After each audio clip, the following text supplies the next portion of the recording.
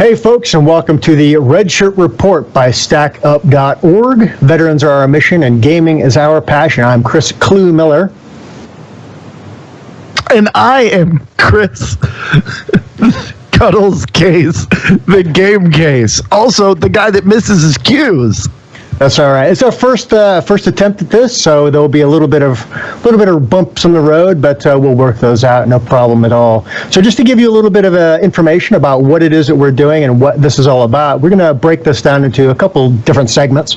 The first segment, we're just going to go over some of the things that were brought up during the boardroom meeting, which is earlier of this podcast, and finally, we'll go into a couple game-related pieces of information and news that we hope that you will be interested in, and we'll kind of discuss the content of those.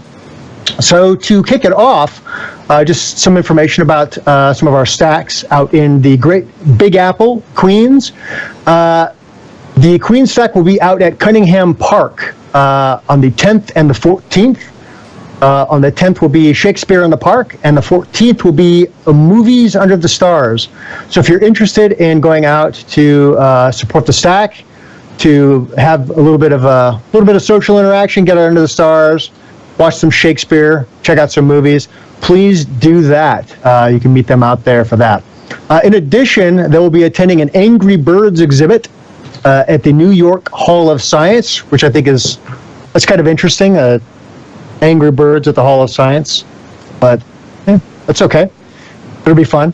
Also out in Orlando, Florida, from the 17th to the 20th at Full Sail University, there'll be an event out there that our Orlando stack will be taking advantage of. So if you happen to find yourself out in Florida, please check that out. And Cuddles, I believe there's something else going on out in Florida, isn't there? That there is. I'm very looking forward to that event over in Orlando. It's called Orlando IX, and I can't tell you how excited for that one I am. I know all of our events are really cool, but I think the ones that I get to go to are even cooler, at least for me. August 12th in Tampa, Florida, we have the Tampa Community Meetup, which is for Twitch streamers, developers, community members, anybody and everybody that likes video games. Come on out, hang out with some like-minded folks, grab a beer, get some boneless wings, and have a good time. There will be details for that in the chat, and you can go over to @TampaCM for details on that event. Sounds good. So talk to me about the Call to Arms event. Oh my Lord.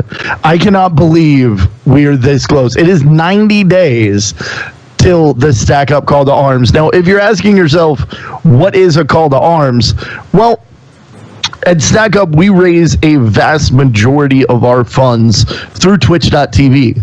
So, we have a few rallying points throughout the year. And you know what's coming up in November is Veterans Day. Obviously, this one is very near and dear to our hearts as a charity that supports veterans and active duty military. So during that entire weekend, we're going to have streams, events, all sorts of fun stuff centered around raising money so that we can help troops. There will be live streams from many community members and all sorts of other fun going on.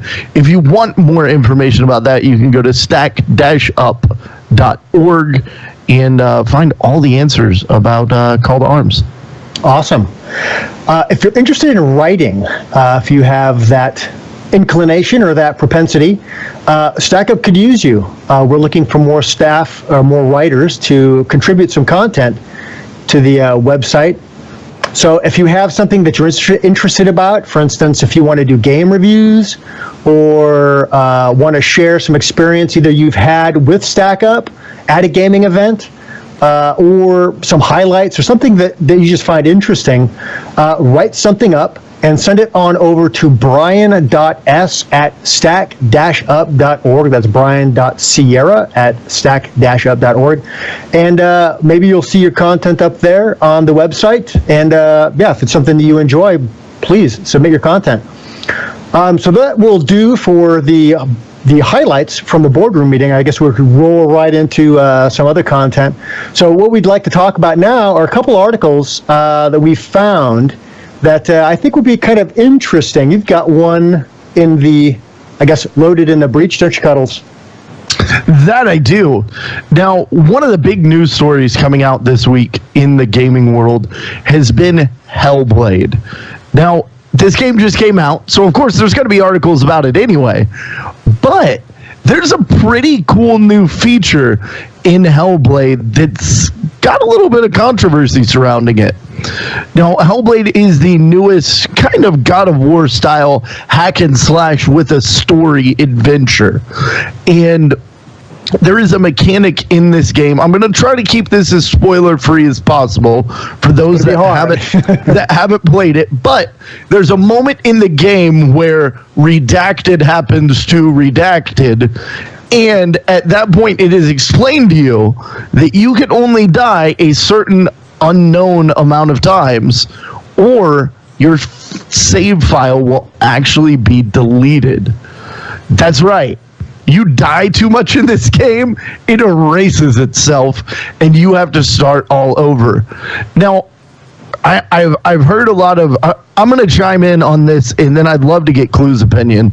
But I absolutely adore this. Having been raised on games where you had a set amount of lives, and then things were over, or even playing in the arcade, where the amount of time that you played was dictated by the amount of quarters in your pocket.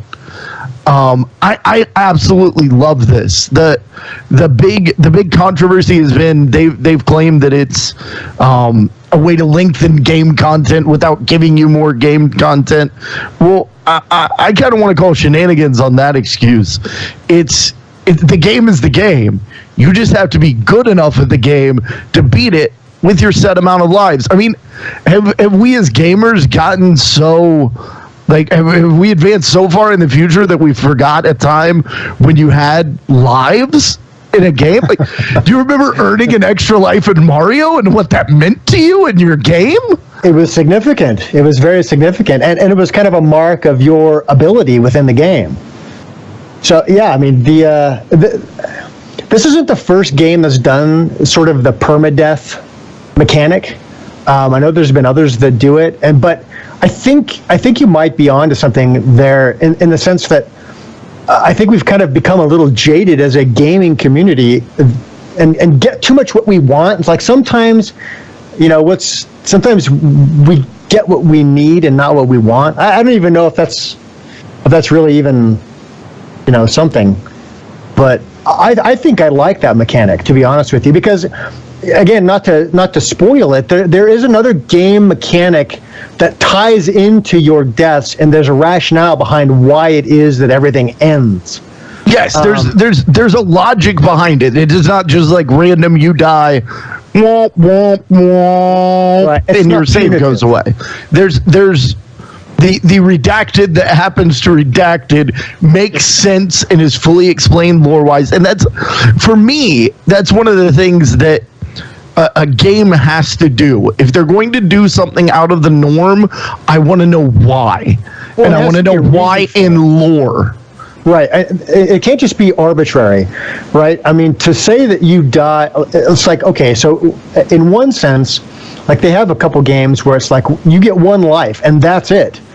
And the whole idea behind that is you don't have to explain that through lore because that's how real life works. If you die, you're dead. But this game approaches that mechanic in a different way. And again, like Cuddles is saying, the mechanic is really interesting because it ties into the gameplay. I mean, it's again, we don't want to spoil it for you, but there's a reason for it. So that makes a lot more sense, and I think that's an easier pill to swallow when it comes down to a permadeath mechanic than just because. Oh yeah, this isn't your to throw in a popular game. This isn't your dropping in PUBG and your parachute randomly disappears for no reason. This would be akin to, and I would actually love to see PUBG do this.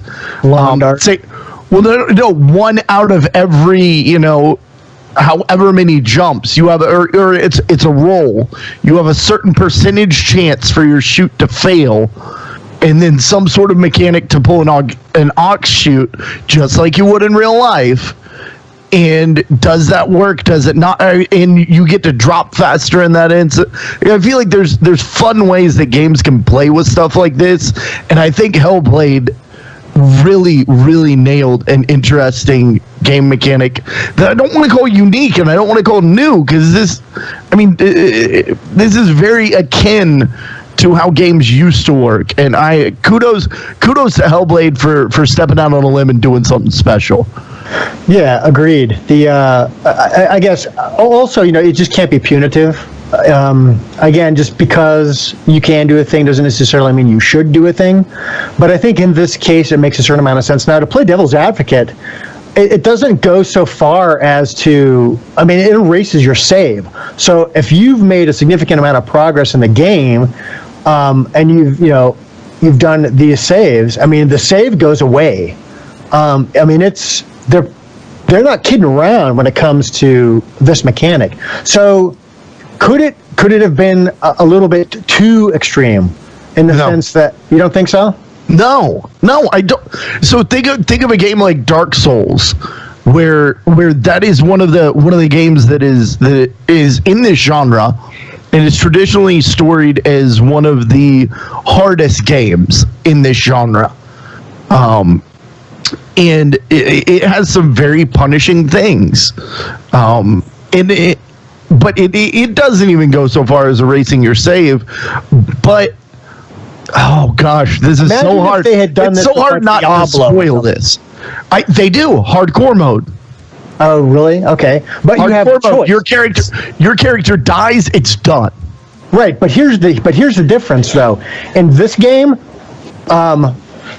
you don't have a choice. Like, that mechanic is there all the time, so there isn't a difficulty level that you can specify that says, okay, well, I don't want to play this mechanic. You're just stuck with it. So, to devil's advocate, this mechanic, I would have probably specified something to that effect. But here's the thing: we knew this. This is not a surprise. This is something that, and it may have been a surprise to some folks that tried to stay spoiler free and pre-ordered it and things of that nature. I think to the vast majority of the gaming community at this point, it's not a surprise. And to those folks that say, oh, well, Diablo has easy mode, well, suck it up, Buttercup. Hellblade doesn't. It's all hardcore mode. And it's very well explained in the story why this happens. It makes complete sense. When you die at that point, you have died. It is over. Your game is over. I know we've gotten used to, I've been playing Fallout 4. I've gotten really used to loading from my last save, generally because of a bug, not because of something I've done. Thank you, Bethesda. But we've gotten used to that. This is not something that's always been around, and I don't think it's something that's necessary. I love that these guys are doing it, and so, I will also say that I do respect. You know what? If you don't like the mechanic, go play Diablo. It has an easy mode, guys. Okay, so what you're saying is that it's justified as long as it's explained. Yes, as long as don't. And I feel, well, I didn't follow this game pre-release. I'll be perfectly honest. I have so many things going on. I'm so excited that we're going to be doing gaming articles because this is how I'm going to keep up with the game industry. You and I both. But this, I don't know if this game, if they talked about this beforehand, if there's something that they surprised on people. But quite frankly, this game is this game. Enjoy it. Have fun. That is a crazy, weird mechanic, but enjoy it. So I guess knowing that you die X amount of times and it's gone, how much sweeter is it gonna taste when you finally beat that game? Well, that might be true. It's gonna be an achievement. Okay, so what about average gamer who goes out and they buy this game? Okay, they're not a hardcore gamer necessarily, and they might not necessarily be very good at these sorts of games. But they go out and they buy this game, and then this mechanic is revealed to them during the course of the gameplay, and all of a sudden, like, did they just purchase a game for whatever reason? If they can't, excuse me, if they don't have the skills to pay the bills, so to speak, now are they just out? Whatever the game costs. I mean, that seems. Caveat emptor. Buyer beware. I went out. That's like saying no. That's like saying myself. I'm like, oh, hey man, I heard about this game and it has like dancing in it and it's supposed to be really cool. And I think it's going to be a Rock Band rhythm game. And I get Let's Dance, and my fat, overweight, out of shape butt has absolutely no chance of ever excelling at Let's Dance. In me saying that's a shortcoming of the game, it's not. This is a game designed for a particular segment that is going to serve that segment. And from the gameplay that I've seen, full disclosure, I haven't played this, but from the gameplay that I've seen, I have watched several, I don't know, probably about 20 hours worth of gameplay on it. From what I've seen, this game does everything that it does very well. And it is Dark Souls hard mode, if you will. And I think that the fans of this genre will enjoy it. The people that want to run through games on easy mode will hate it. And you know what? Go back to your local chain game store and get $250 for it. Like, that's all I can tell you. All right. Well, let's move on to our second article of the day, and this has to go. This goes over to Mordor, as it were. So, Middle Earth: Shadow of War has announced a new mechanic that is basically microtransactions within a single-player game. So, the sorts of things that you are able to purchase are things basically like loot crates. You get loot crates, loot chests, war chests. XP boosts, various other bundles, and they've also introduced a new in-game currency with which to purchase said bundles. The currency is called Mirian, and I guess there are higher levels of those same loot crates, loot boxes. I don't want to say loot crate. Forgive me, loot crate. Loot chests. That I guess you could be purchased with gold. And I don't know if gold is a purchasable currency in this game, but apparently Mirian is not. You don't necessarily have to purchase this. You can earn this currency within the game. So it kind of works very similar to, I guess you could say, like dilithium in Star Trek Online, where you don't necessarily have to purchase the stuff in the game in order to take advantage of the loot crates, but you can if you want. So it isn't pay to win necessarily, but it's certainly pay to help you out a lot. Now, but the other thing about this is it's a single player game. It's a single player experience, I guess. So does that matter? So what's your take on microtransactions for single player games? Okay, so single player, quite frankly, I like who cares? You're not affecting another player's experience. However, I want to disclaim that quite loudly and quite clearly with the balance needs to be right. Is it going to be, say something costs 100 midichlorians or whatever they're calling these things. Okay, midichlorians. Say something costs 100 Mirians in game. Is it going to cost me $10 to buy it and 83 hours to earn it? Or is it simply going, like there's a very, very delicate balance, I believe, right there in allowing me to save a little bit of time and buying the next object versus still challenging me to earn it, but not giving. Do you get kind of where I'm going with that? Like it needs to be, there needs to be a balance there. I'm okay with people like, oh my gosh, you want the new flaming sword of like, I have the flaming sword of Gondor. Like, okay, cool. That's awesome. You go play your game. I'm gonna play mine. But as long as it doesn't replace the game. Right. Like, is the only way that I'm going to get uber ultra legendary level 8 paying for it or playing 6,000 hours of the game, which the vast majority of us will not do. And this is coming from a guy that put probably 200 or 300 hours into Shadow of Mordor. I'm willing to invest time in this game. I need it to be. I need it to be. There has to be a balance, right? So there you go. So you have to, right? So you have to mitigate the pay-to-win aspect, and I guess at the root of it, you're not wrong in the sense that if it's a single-player game, and I want to throw more money at this thing so that I can beat it faster, I guess it's almost. So I don't know to what extent it's like how many hours of gameplay you have as a baseline as the game comes out. So if it turns out that, let's say there's, I don't know, 100 hours of gameplay, okay, total for the whole game, minus DLCs or any of that other kind of whoosma fudge.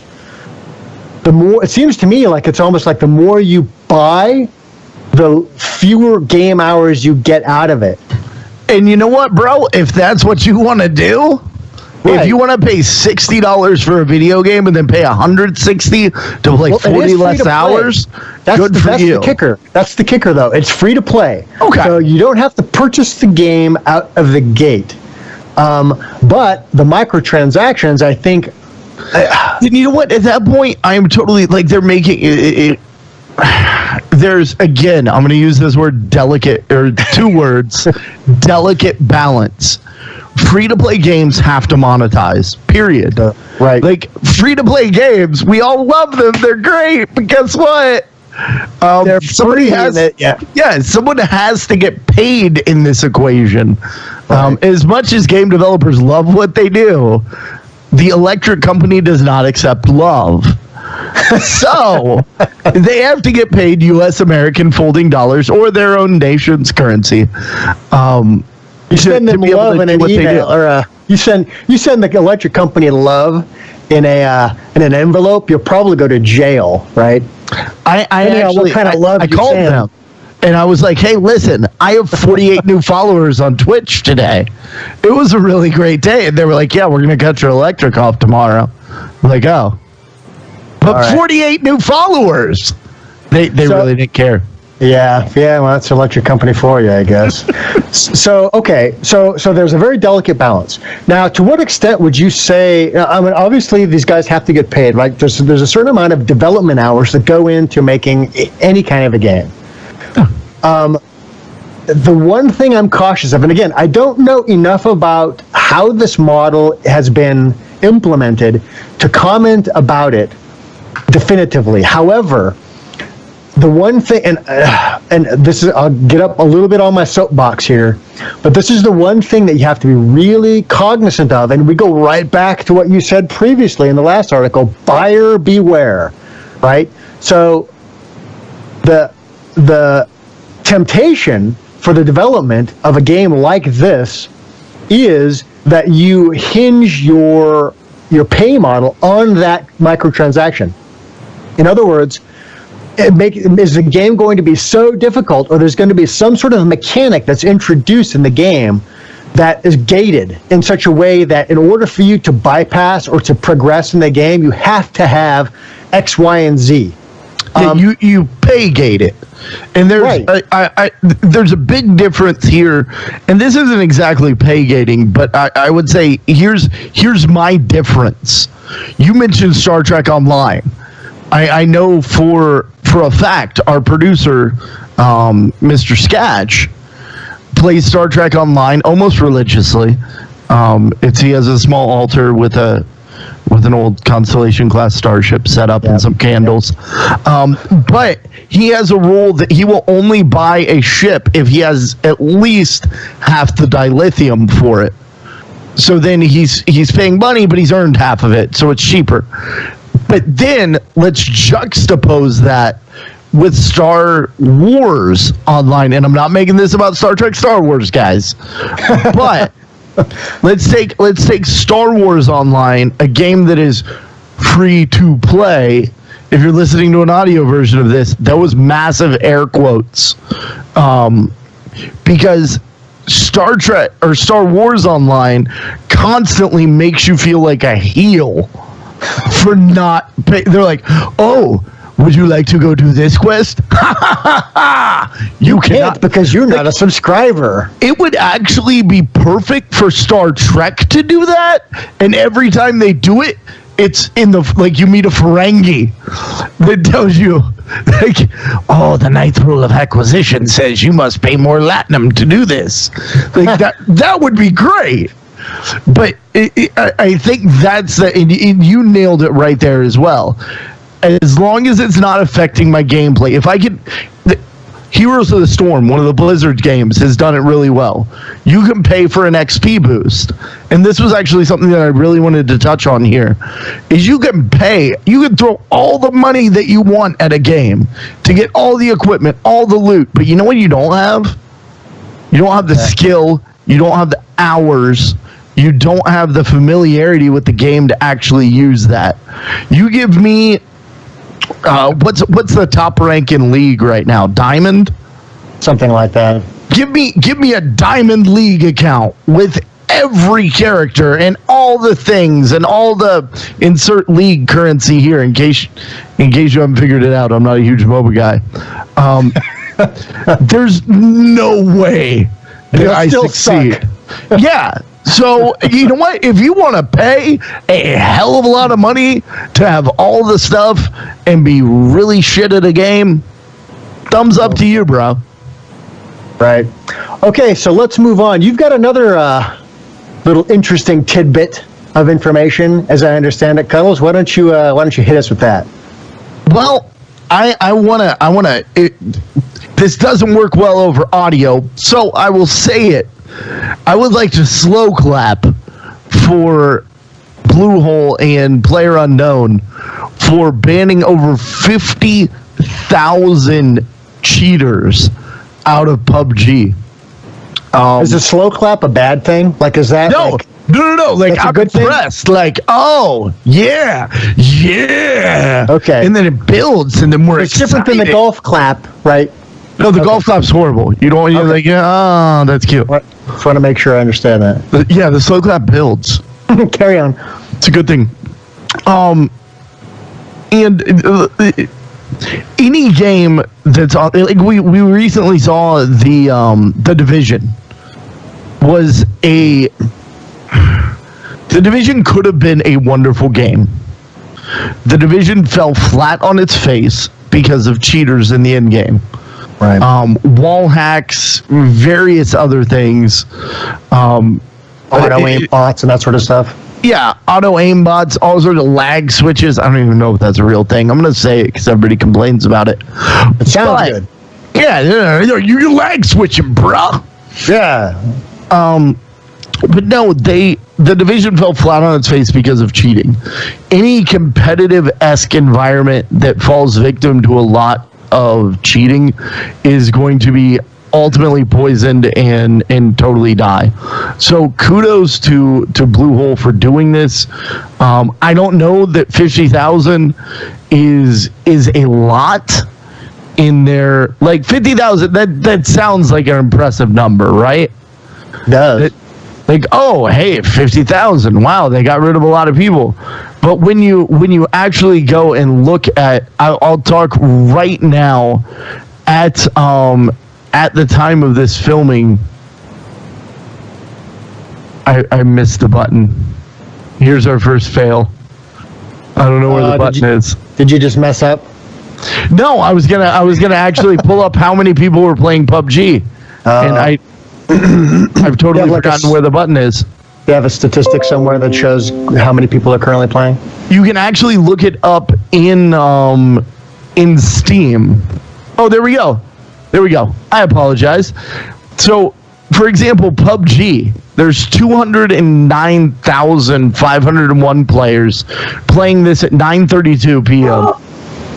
Eastern Time. Well, 50,000 out of 200,000, that's still a pretty significant percentage. But you're not. This isn't 50,000 out of the people that are playing at 9 p.m. Oh, right. That's just the cross section, not total players ever that play it at all. Yeah, this is currently playing right this moment. Right. So you got to think that's 6 p.m. on the West Coast. It's a Wednesday night. People work. It's right. This isn't a high point for their game.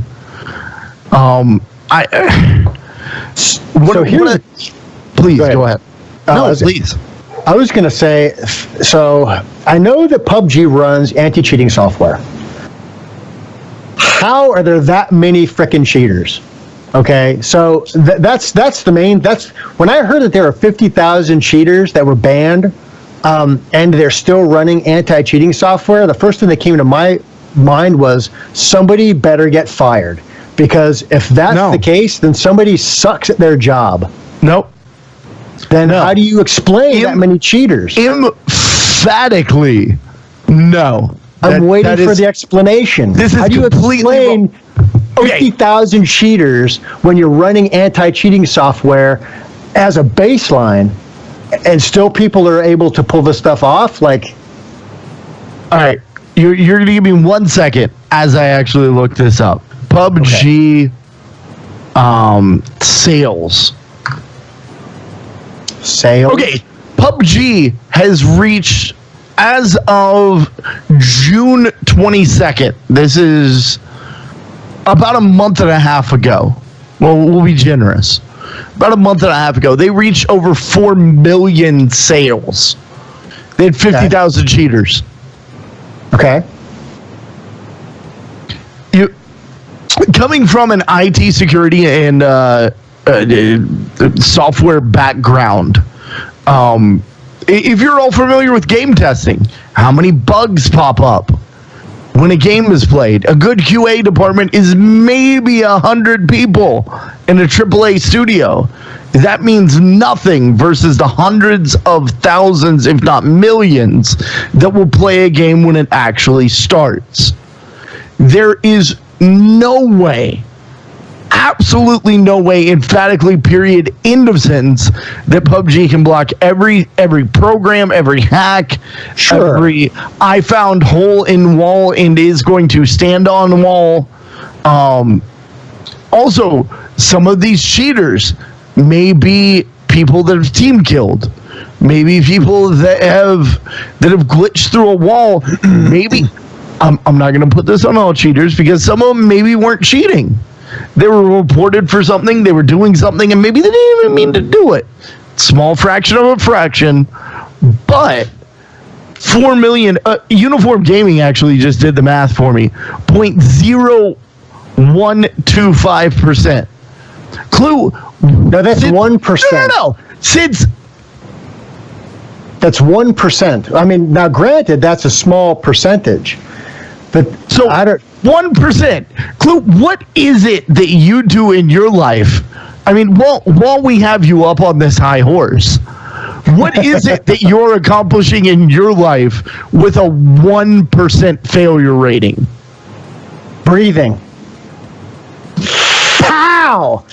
I do that at 100%, baby. Okay, all right, I'll grant it. Until the day you don't. That's true, but then who's counting that, right? Completely.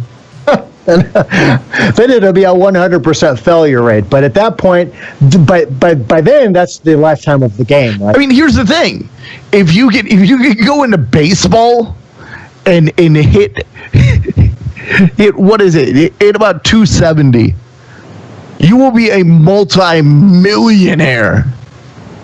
Well, and famous for years, and maybe hit the Hall of Fame if you can consistently hit like a quarter of the balls thrown at you. Like they're doing phenomenal at what they're doing.